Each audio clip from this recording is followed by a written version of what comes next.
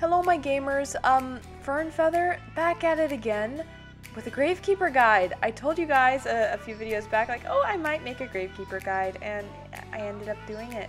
I want to preface by saying, I'm not an amazing survivor. I am by no means, like, you know, top player, top, you know, tier echelon, XX gamer girl. No, I'm sorry. I really wish, but no, I'm not like that. Sorry, I had to fix the microphone. But for about the last 2 weeks, or for a little bit of time, I've been practicing for AP exams. Ooh, hopefully I'll do good in those. I've been studying and practicing. I think I'll do good in calculus, you know, we'll see.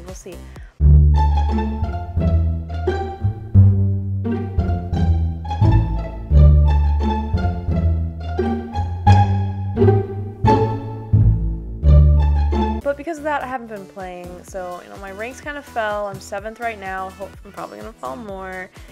Oh, you gotta love studying, it's great. But before that, for the past 2 weeks, I was number 3 Gravekeeper. Before that, I've been like S with him since I'd say about 2 weeks after he came out. So I've been playing him, and I've been like around that range with him for a very long time. Now, as much as you would probably love to hear me complain about AP exams and having emotional breakdowns and how one of my papers didn't turn in because for some reason there was a glitch in the system and didn't process, and I'm fine. I'm not having an emotional breakdown. How about we talk about the Gravekeeper persona? Because that's what you guys really want to hear. So, looking at Dead Boy's Loadout, I don't want to spend too much time on it because he's a rescue character, and a lot of rescue characters' builds are similar.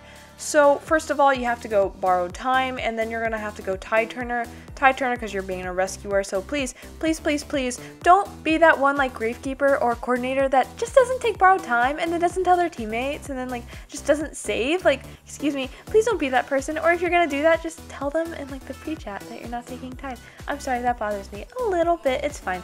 But you also have to take exit path because, you know, you need to use that now and then, and that's something that people are going to expect you to have. And then what I do with the remaining points is I personally go into knee-jerk reflex because I feel, you know, hey, he doesn't have extended chair time. That means there's a little bit more likelihood that he could be chased, and also he's more of a secondary rescuer than a primary rescuer, so going a little bit into that kiting build can help you out a bit.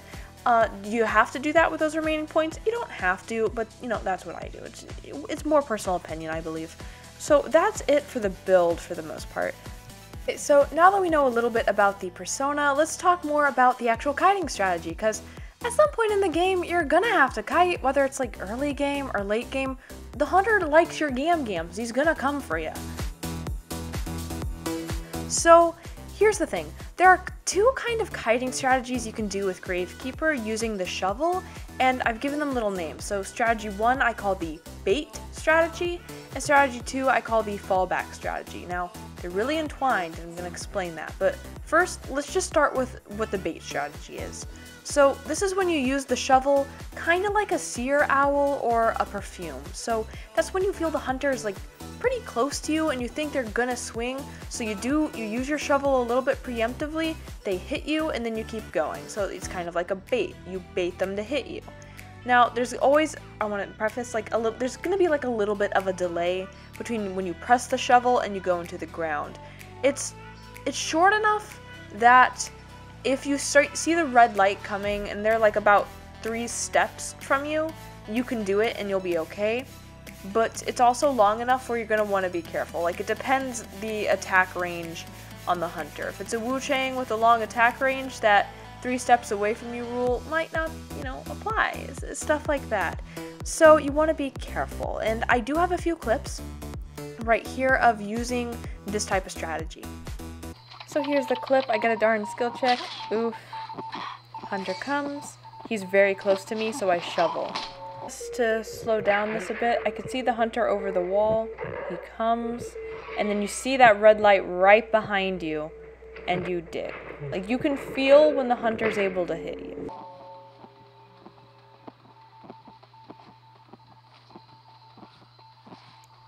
So my shovel is going to be back from cooldown soon. I vault. Probably shouldn't have vaulted. I mean, should have vaulted, but then vaulted back. I'm not the best. I wish. But my shovel's pretty much back soon, and then you're going to see me use it again in a second. So I come over here. I throw down that pallet. I don't have my speed boot, or I do, yeah, I do, but I'm not really able to use it because he comes over there. So I'm stuck. I use my shovel right here. You don't see it because of the bad camera angle, but I use it. I'm able to run. Priestess actually puts up a little portal nearby, and I'm able to escape. So this is a little practice match with my friend Koi. They hit me with the cat, but hey, I'm Gravekeeper. I can just go under them. That's great. I go to the pallet. I'm trying to do the fallback method there, switch from the bait to fallback, but she hits me before I can really start looping around and mind gaming, so that's okay. I just keep running and kiting. I go here, try to kite a bit, and then I use my knee-jerk reflex that I take on Gravekeeper to get me to another kiting area. By the way, I always throw down that pallet I used for the speed boost if the cipher's in this area and I'm decoding. That's just something I do. Cat's on me, oh no, but I dig, the cat doesn't follow me, I can go under the pallets, that's great. Never forget you can crawl under pallets as a Gravekeeper, very important. So that's the bait strategy, and then after that we have a little thing I call the fallback strategy. And the fallback strategy actually is the bait strategy, but if the hunter doesn't hit you. So you see the hunter coming, oh no, you go into the ground. The hunter swings at you, you're in the soil, but they don't hit you. Oh, they miss or something. Well, you don't just like stand still. This is where you do the fallback strategy. You want to circle around a rock or a tree or some big obstruction where it kind of blocks the hunter's view of you a little bit, and you want to circle around it. Like you want to get as close to it as you can and go in a circle. Why do you want to do that? Well, that's because you have a pretty long trail behind you. And it's the same texture and shape as your little blob of dirt. So if you go in a circle, the hunter can easily lose sight of you in that trail that's behind you. So you go in a circle and then you change directions and you just kind of kite around. And I have a few clips showing how to do that, and hopefully that will help you a little bit. This was a serious practice match with my friend Koi. I know the hunter, she's a dreamer, she's coming for me. I see her. I dig. She doesn't hit me instantly, so here's what I do. I circle around the infrastructure. Look at that. See, I'm going back on my trail. I go forward. She's just following me around. I keep going in a circle. She's like, oh man, I gotta catch up to her, so I'm just gonna keep walking. And then she doesn't see me because I'm going over my trail. And then I switch around, I go backward. She doesn't expect that. And see, that's what the fallback method's all about. Mind gaming and using your trail for your advantage. Here's another clip, but she actually starts to use patroller here. Very important thing about Gravekeeper. If you get attacked by a patroller, then dig into the ground, the patroller does not affect you when you're in your shovel. Yay! You don't get affected at all. Now, if you get hit and you return to normal, then you're gonna be affected, so remember that. So I'm looping around, I'm trying to do the mind gaming thing, I'm going over my trail. The hunter can't outsmart you like they can see you. It's not perfect strategy, but it can help you last a little bit if you don't have much to work with. So yeah, I get hit, my patroller comes back, sadly, and I just try to keep kiting. Luckily, because I used my shovel, I didn't go down instantly. If that patroller was on me, I probably would have been stuck there, but it wasn't, so I'm able to get away. So to summarize, those are the two main kiting methods with the shovel. Bait, use the shovel like a seer owl. You see the hunter coming, you use the shovel, and then he hits you, he has attack recovery.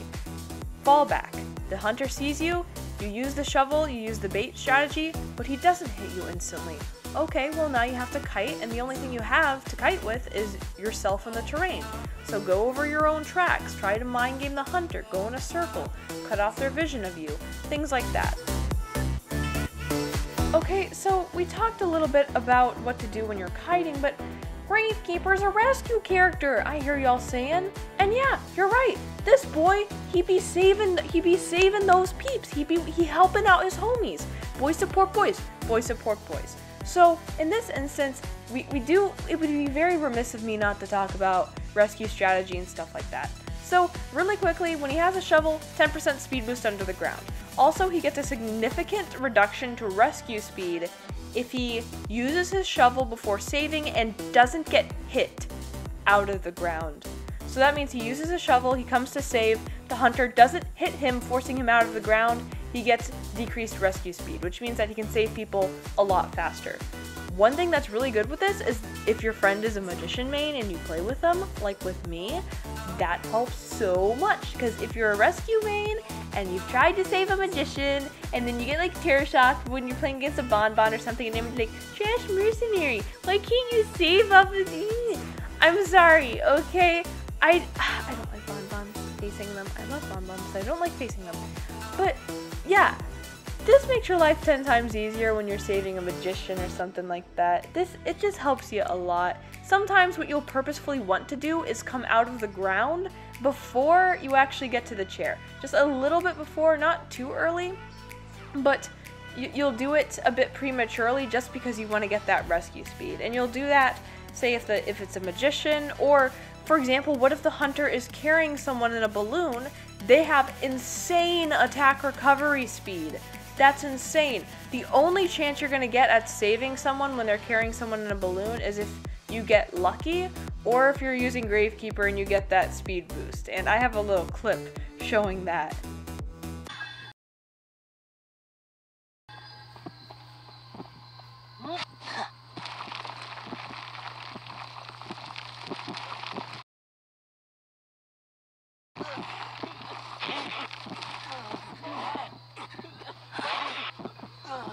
So bruv, I ain't gonna lie, that was really lucky, very, very lucky. Again, like, I'm not an amazing player. I'm never gonna be up here and be like I'm perfect. I know that I'm not perfect. But here's the thing, undoubtedly, that ability of the Gravekeeper had helped me in that scenario. So, that little speed boost, that little rescue save boost, is very helpful in certain scenarios, especially if you're like me and are just the physical embodiment of potato. Okay, but with that out of the way, let's talk about the actual saving strategies and methods. So, here's the thing, if the hunter chairs someone pretty far away from you and you have to go save, say the other rescue's wounded, or maybe you're the only rescue on your team.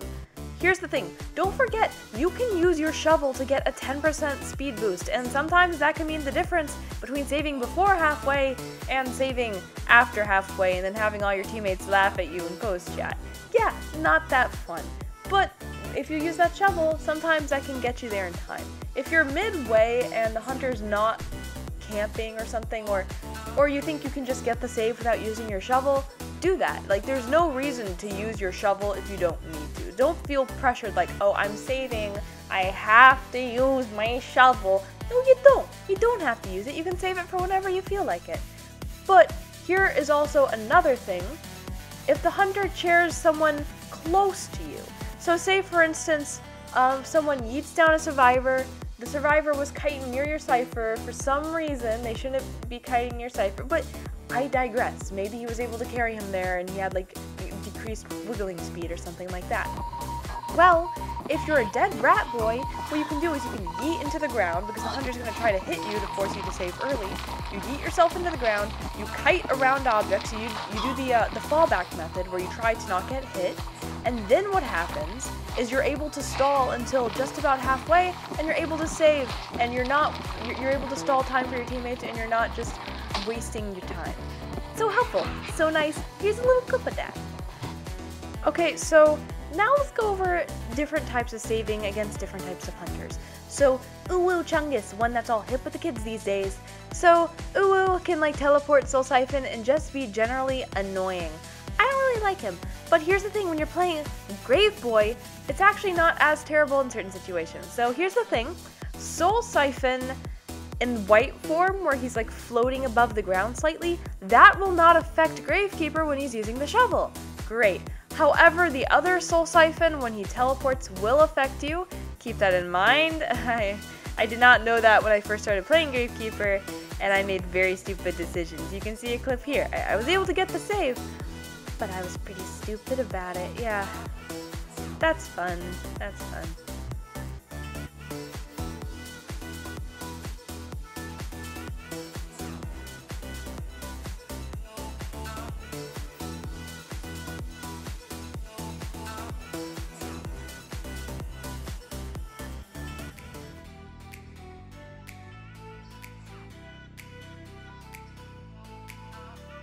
Now on to the other hunty boys.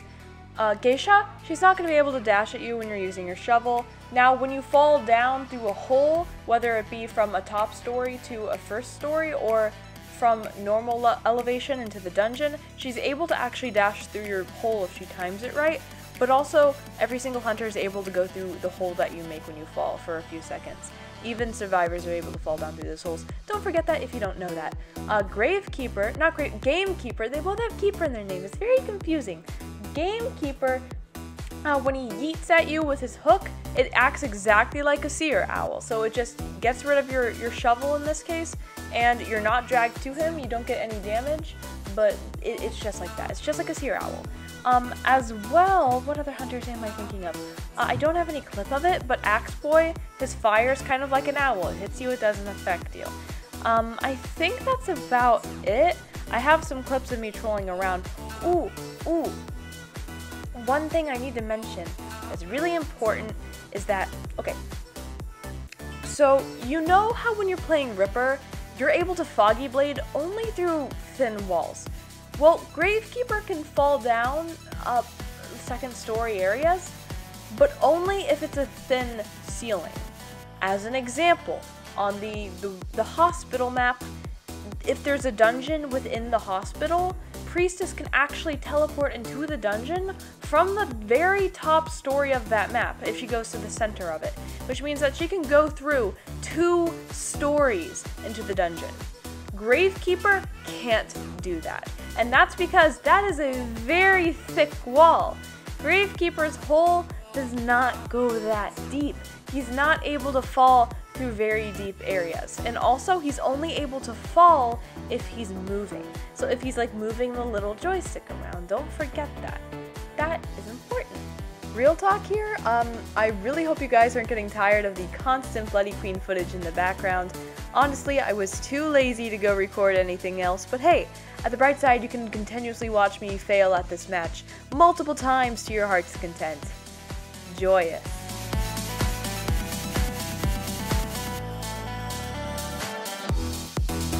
Although, at this point in my video, I want to talk about some Gravekeeper tips and tricks just in general. So I don't have like footage for all of this, but this is just gonna like, go over some stuff. So if you have a shovel still when chaired, like, so you haven't used your shovel or you still have 1 or 2 by the time you get chaired for whatever reason, like let's not question why you're chaired. Well, you can use it to protect yourself once you're unchaired, but use it after you are saved only if the hunter hits the chair right before you or they hit the survivor, so like they body block for you, because then you're not going to have time to get into the ground and to use that shovel, and you're just going to waste that shovel. But if they do hit the chair or the survivor, it's really, really, really good for you, because that means that you get like a free hit. It's so important. It's like getting an owl after you get chaired. You just have that little bit of time to reposition yourself. Also, if you still have a shovel late game, so like by the time the exit gate's open, well, if the exit gate's open, then you can use your shovel to body block the person opening the exit gate. I've done this, and this has saved a match for me in the past, like when the hunter will teleport over to you or like Wu-Chang yeet over to you. So what you do is it's exactly like a mercenary body blocking at the exit gate. You just yeet into the ground, circle around the person opening the gate, the hunter teleports to you or whatever, and then you body block for them. Hopefully in that little animation they're able to open the gate and you guys escape. Or if they're not able to open the gate, then at least one of you is able to get away, which is just pretty helpful. Also, at the end game as well, say the person already opened the exit gate, you're near the exit gate, the dungeon is not near the last survivor, you can actually body block a survivor coming to the gate, exactly the same way a mercenary can when he's full health. You use that shovel, you body block, and then you come on in. Although, one thing that's important to mention, you don't have a speed booster like mercenary, so don't go like too far away from the gate. Stay a reasonable distance close to the gate so that if you're hit, you're going to be able to exit before the attack animation completely goes away. But again, that's just a helpful little tip that you can use, and it will come in handy in some situations. So that's all the tricks. Now I want to talk about good maps, bad maps. Good maps, bad maps, what are we gonna see today? We're gonna see all of them.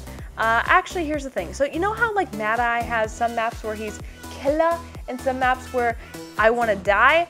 Gravekeeper's not like that. And that's because he's like pretty chill on all maps. He's like a mercenary type character. Anywhere you put him, he's gonna be fine. He's gonna be vibing. He's sipping on his tea. He's just chilling. He living his best life, my dude. So There are a few places that are a little bit better, a little bit worse, but he's gonna be fine pretty much anywhere. So really good maps for him are areas with a lot of obstacles and corners, and this doesn't have to be pallets or windows, just like a lot of physical obstacles in the map. So I like Red Church a lot just because there's so many walls. And the reason this is good is because you yeet yourself with that shovel into the ground, and then when you need to do the fallback method, you're able to just loop around these areas for a while with your shovel until the hunter eventually gets you, which is pretty nice. Bad maps are areas like MERP. So, okay, pardon me, I'm an idiot. So, bad maps are places where you don't have as many obstacles, but as I said, like Mercenary, there's no map where he's absolutely trashing. You put him in any map, he's gonna be fine unless you just are not a good player with him, and no one's gonna be perfect at first. Don't be discouraged. Pause. You know what? Pause this guide. I've heard some people talk to me before, and they're like, I don't know if I should play this character because I'm not really good at them when I try them out. Boy, you are never gonna be good at a character when you try it out, unless like maybe you will be, but most times that's not the case. Rarely that's gonna be the case. So believe in yourself. Believe in yourself. If you're bad, that just means that you're gonna be good. Being bad at something means that you're starting off at being good at something. Think of it like that. Think of it like that. It just means you're not good at it yet. You're gonna be. Sorry, I went into a TED Talk, but that's important to me. Never down talk yourself like that. You can do good. You can do good. Forgive me. I'm an idiot. I know I said don't down talk myself, and then I said I'm an idiot, but it's sarcastic, so it's fine. Okay, but yeah, any map is gonna be kind of fine. Counters for hunters. Ooh woo. So, what hunters is Grave Boy good against? He hard counters Anne. Like, hard counters her. Like, you pick Anne, ooh, not gonna be a fun day for you. And that's because, as you saw in one of my clips earlier, cats don't exist for Gravekeeper. They're not real. He can just go into the ground if he's hit by a cat, and it does not affect him. That's amazing. Dream Witch is also one of those characters where he's really, really strong against. Pardon me. And that is because of the little patrollers. Gravekeeper is insane against patrollers, my dude. He can go into the ground, those patrollers cannot affect him until he comes back up. That is so helpful. If you need to come and save and the hunter tries to put a patroller on you, or she wants to do that little Dream Witch thing where she has like a dungeon save where she has one little servant at the top of the dungeon and one in the bottom. It doesn't matter if you're a Gravekeeper, you can just fall right down through that hole. Stinks to be you, Dream Witch. And that's why he's so fun and sweet. Although, let's talk about hunters that counter him. Now, it's kind of similar to Mercenary where there's no hunter that absolutely hard counters him. Like, you're gonna be okay. It's not like playing a Mad Eye against a doctor where it feels like cancer. You can play against anyone, but there's just some hunters where if they're good, you're not gonna have as fun of a time. And that's gonna be Bonbon. Bon. Nice to meet you, Bonbon. And that's because that's stinky 0.5 damage. So you're going to go save, you get hit with one of those bombs where he just like spams them annoyingly. Not to mention that Bonbon's probably one of the best campers in the game.